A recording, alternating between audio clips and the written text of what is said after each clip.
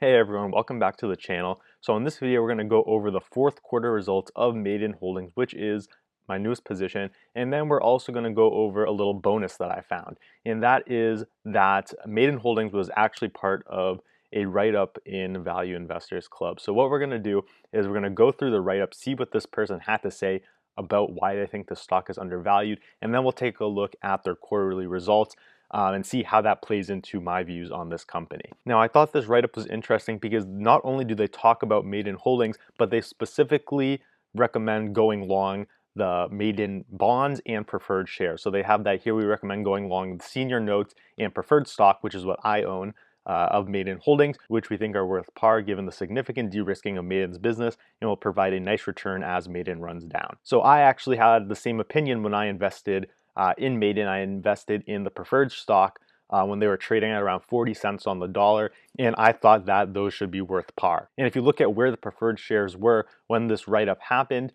it was at $10.86. I bought in right at around $10.50, so around the same price as when this write-up was done. Now, the senior notes also do look pretty compelling. Right now, they have a yield of around 9%.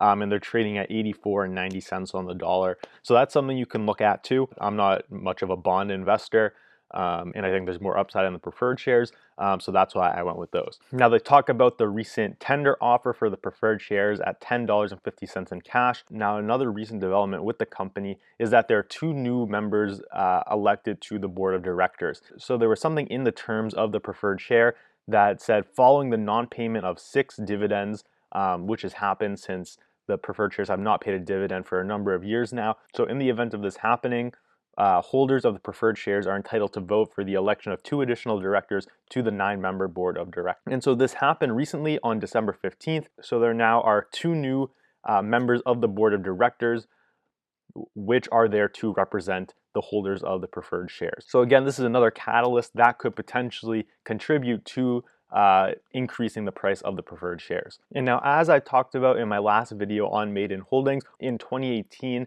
they had the big blow up of the AM Trust reinsurance book. But since then, they've taken a number of actions to increase the value of the company. They've sold off their North America division, and they agreed to terminate the agreement with AM Trust on a runoff basis, which is why the company is now in runoff. They also entered into an adverse development cover, which gives them some extra protection in the event of a worst case scenario. And then they also re-domiciled to Vermont back last year in March 2020, which could potentially release extra capital for the company. And as we'll see, the company has been profitable in recent quarters. And for the last line of this write-up, assuming Maiden operates at break even, the bonds and prefers would be worth par, which is what I am betting for by investing in the preferred shares of this company. So I just figured I'd show you all what was in this write-up. I do think it's pretty cool whenever I see a write-up of one of my positions. So now let's talk about the fourth quarter results for Maiden Holding. It was a pretty good quarter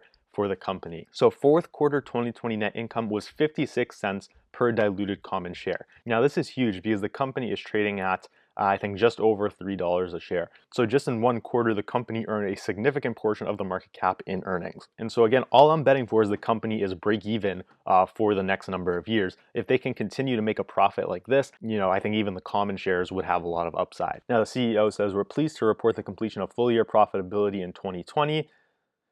With continued modestly favorable loss developments during the quarter and positive investment results from alternative investment portfolio, we also continue to experience immaterial effects from the pandemic. This is a big part of why I invest in this company as well. No matter what happens, they're not really affected by any of the economic conditions from a lockdown. So I think that just gives an extra level of security to investing in this company. Now, there's another big catalyst that happened in the quarter for the preferred shares. So we already know that the company did a tender for preferred shares at $10.50, but since then, in the past quarter, they've been buying up even more preferred shares at a higher price. So on March 3rd, the board of directors approved the repurchase of up to $100 million of the company's preferred shares from time to time at market prices in open market purchases. So now instead of doing a tender, the company is going ahead and just purchasing preferred shares in the open market. I have the Series A preferred shares, and so in the past quarter, Maiden Holdings bought back preferred shares, the Series A preferred shares, at a price of $14.88 per share. This is significant because this is now out there. This is the price that the company is willing to pay for their preferred shares. And so now I do think this gives an extra boost to the preferred shares, showing that the company is willing to pay as much as $14.88 today for the preferred shares. Now, if we look at what the Series A preferred shares are doing now, they're trading at $13.66. So this is under the $14.80 that the company bought these shares at in the open market. So what I think is going to happen is I think that these shares are going to quickly approach that $14.80 price, and I think that's going to put a floor under the price. Where it's now clear that the company would buy any preferred shares that are under $14.80. And the reason I say that is because Maiden Holdings now has a ton of extra cash that they're going to use to retire the debt and to buy back preferred shares. If we take a look at what their statutory capital and surplus was at the end of 2020, it was around $972 million. And if we take a look at what they're required to maintain, and so we can see down here, Maiden Reinsurance's statutory capital and surplus exceeded the amount required to be maintained of $146,983,000. So the company is stacked up on cash.